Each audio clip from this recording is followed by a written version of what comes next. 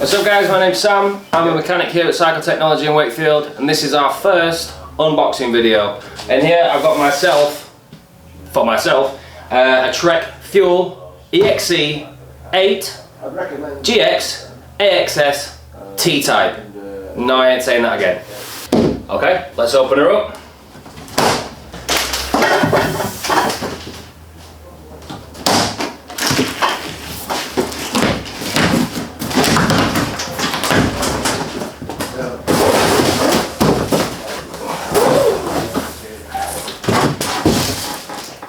Never seen one of these before. I'm going to try and lift this out by myself.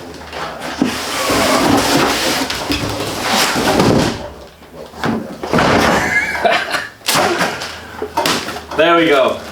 First look, Fuel EXe. I told you I'm not saying the rest of the name because it's long, but that is beautiful and I cannot wait to build it up. I'm going to be making some personal changes to this bike. I'm going to mullet it. I'm putting some volume spacers in the shock and the fork so I can hit heavy drops.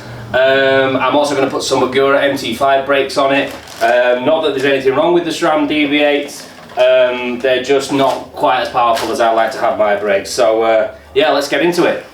Okay, so you can see the colour choice I've gone through, and I hope I'm getting this right, is Rage Red to Deep Dark Blue Fade. That's the colour choice. In this particular model of the Fuel EXe, there's two colour choices. The other one I wasn't so keen on personally. This was the other obvious choice. Seen it on pictures, and I've been looking at a lot of pictures recently in anticipation of getting the actual bike here. I'm really happy to see it up close. It looks absolutely sick, so to speak. I'm just going to keep packaging it now, get it ready to put in the stand and do the necessary work on it to get it rolling.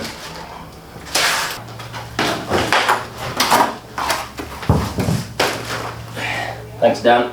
Boss has just brought me a bin in anticipation of all of the mess that I'm currently creating.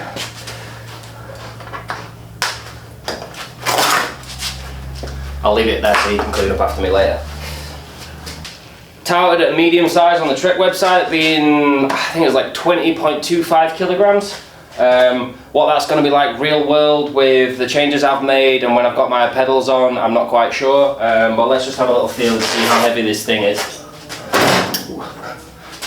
Yeah, that's light for an e-bike. Like I can tell that I'm going to have fun throwing this thing around. Yeah. As light as this bike is, I'm actually starting to sweat a little bit, so I'm just going to go have a quick costume change. Back in a sec. Back again guys, costume changed, all good. So, the first thing I want to do on this bike is I'm going to switch out my rear wheel to a 27.5 inch wheel. The reason we do this is called mulleting. The reason we do this is so you can have the rollover advantages of having a big 29 inch wheel on the front, but also the manoeuvrability and the acceleration of having a 27.5 inch wheel at the back. So I like to ride my full suspension bikes mullet, so that's what I'm going to do. I've already got my wheel here. It's the exact same hub that comes on this bike, but with a 27.5 inch rim on it. I've got a Swalby Big Betty already set up tubeless, obviously, because why would you have it any other way? I've also got a Storm 180mm HC rotor on there to go with the Agura MT5s that I'll be fitting. And I've got a Swalby Magic Mary to go on the front, which I'll be changing in a moment too. So I'm going to start by shifting this SRAM GX transmission type rear derailleur into a higher gear so that I can get the wheel out. This is my first experience with this new T-type derailleur. SRAM have done away with the derailleur hanger altogether. They sort of made the move from that when they introduced the universal derailleur hanger that you see on a lot of full suspension bikes, and now they've gone to fully just no derailleur hanger, and this has come with the GX level, which is a more affordable option for this whole transmission, wireless shifting from SRAM, which is actually plugged into the bike battery, so I don't have to worry about my battery running out, but I'll probably carry a spare just in case I run out and go flat. So let's see how this thing shifts.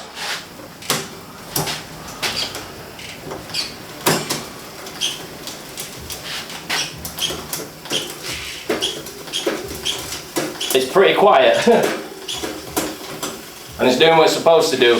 I've also heard that this derailleur was designed to be able to shift phenomenally under load, and as a result of that it doesn't shift so well in the stand, so I wouldn't be worried if it doesn't look like it's doing exactly what it's supposed to do in the stand. The main thing is how does it behave out on the trail, you know, when I'm shifting under load, is it doing precise shifting without skipping. I'll report on that later as well. Cool.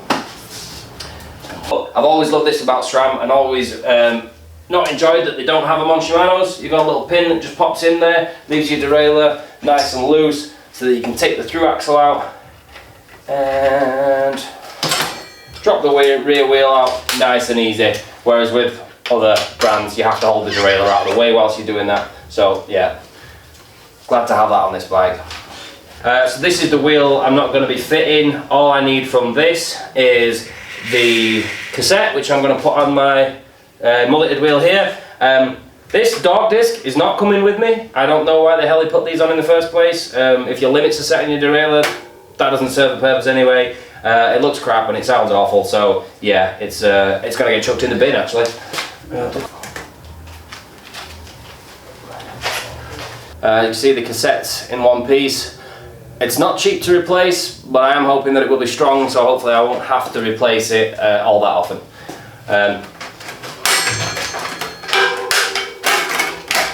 Dog disc in the bin.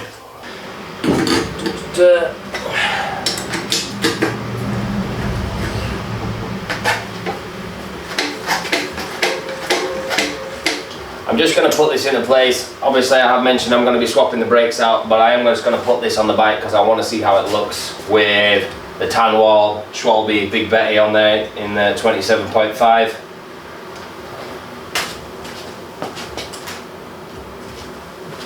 Yeah, I think that looks pretty sick. Alright, front wheel tyre change.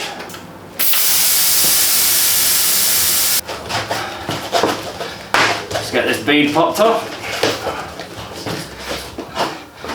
Get that old XR5 popped off there. Not that there's anything wrong with the Bonte XR5. It's just where I live. It's up on the moors and it's very wet and very muddy.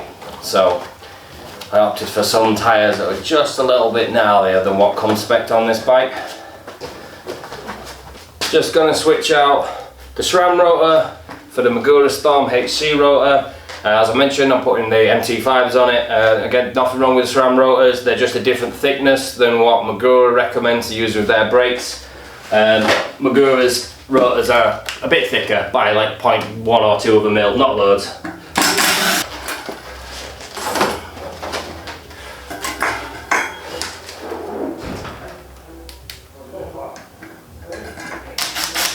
Always when we're tightening rotor bolts or stem bolts for that matter, you're always doing a sort of star pattern, so you go one side and then the opposite side and then a little bit off, and you just work your way around in a sort of 6-pointed star shape. Make sure the rotor's centered on its holes as it's supposed to be. Let's see what this looks like. 2 tan walls. Yeah, that's looking like a bike that I would own for sure. Hi guys, back after lunch. I'm cold again, so hoodie's back on, and also the bike's the other way around. We're going to be looking at putting the volume spacers in the suspension now, which I mentioned earlier. The point of that is to make the suspension more progressive so that it ramps up quicker under pressure. So like I said, I like to do big drops. If I see a staircase that I want to drop off, sometimes it might be a hook to flat, I'm going to go for it anyway, and I want my suspension to not bottom out, so volume spacers is a good way to achieve that. I'm taking the top of that off. You can see the Fox factory 36s come with 2 volume spacers installed already. And looking on the Ride Fox website to see how many volume spacers you're allowed to install altogether. The maximum number is 7, so obviously I buy 5. Add it to the 2 that's already in there, put it back in, and I've drastically decreased the volume in my air chamber. Like I said, so it ramps up quick when I'm taking big hits. So volume spacers are in, valve cores back in, but obviously there's no air in there currently. So I'm going to go on the Trek suspension calculator website and put in my weight when I'm fully laden with my gear, specify which bike it is that I'm going to be riding on, and the Trek suspension calculator website will tell me exactly how much PSI I want to be running and how many clicks of rebound I want to have on there as well. Obviously I'll probably play around with this in the future. I've got a lot of volume spacers in there. I might want to take some out in the future, but I'm just going to go whole hog and then pull it back as I need to. So 81 PSI is what I'm aiming for. It's quite possibly the most undignified manoeuvre that you need to pull as a cycle mechanic. You can see that fork leg starting to extend now, so I've got it's showing the full travel. I'm going to go a little bit more than what's recommended, just in line with how I like to ride. So now we're going to do the same thing with the Fox Float X rear shock. Make sure there's no air pressure in there, or release the pressure that is in there. Yeah, there is some. See the back end of the bike sucking up there a little bit. And I'm hoping I'm going to be able to remove the air can whilst it's on the bike to get this volume spacer in. Fingers crossed.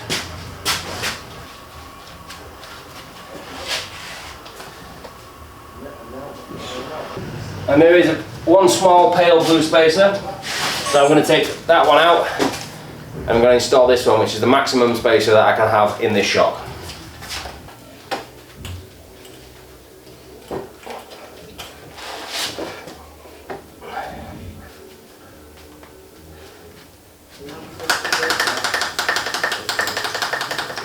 So I mentioned earlier that I'm going to be swapping the brakes out. We're going to speed this bit up heavily because it's not a quick process. I'm going to have to remove the calipers, do some internal routing through the frame, hope that that doesn't fall off halfway through and it become a whole other thing. But I'm going to be taking these DB8s off and I'm going to be putting on a set of Magura MT5s. So I'll crack on with that now and yeah, see you there.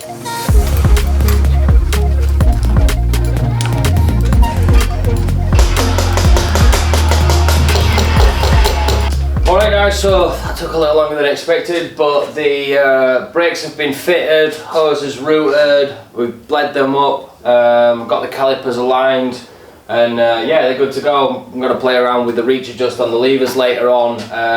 But one more thing before I put my pedals on and take it out for a test ride is I'm going to flip the MinoLink chip, which Trek have on most if not all of their full suspension bikes, but definitely on this one. And it basically adjusts the height of the bottom bracket by either extending or compressing the seat stay on the swing arm here. So because I've gone for the 27.5-inch wheel, it's obviously dropped the back end a little bit, bottom bracket's a little closer to the ground. So to offset that, I'm going to set the MinoLink to the high position. They always come set to low when you get them from factory. I'm going to put it to high position so I can run this mullet setup.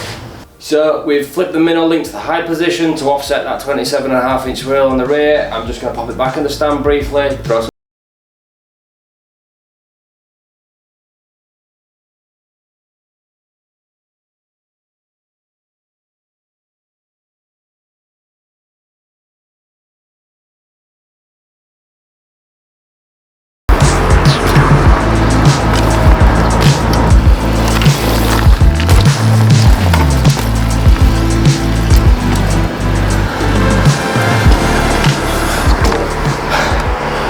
Okay, so first impressions, I love it. It's not quite as light as its full carbon predecessor, which I've ridden in the past, but it's light enough for the power that it gives you, for how high I can chuck it off the ground. Like those things too, you don't usually get those things. I go out on a rail, loads of power, but I can't get it off the ground. I can bunny hop like this high. Well, on this thing I can throw it around pretty much like my old Fuel EXe that I used to have before they turned the Fuel into the Fuel EXe into the EXe. So yeah, I enjoy it. This is the type of riding that I like to do, whether I'm going to or from work, or if I'm going out for a proper day on the trails. I like to be able to chuck my bike around, have fun on it, do wheelies, all that kind of stuff. So yeah, this is the bike for me. I absolutely love it.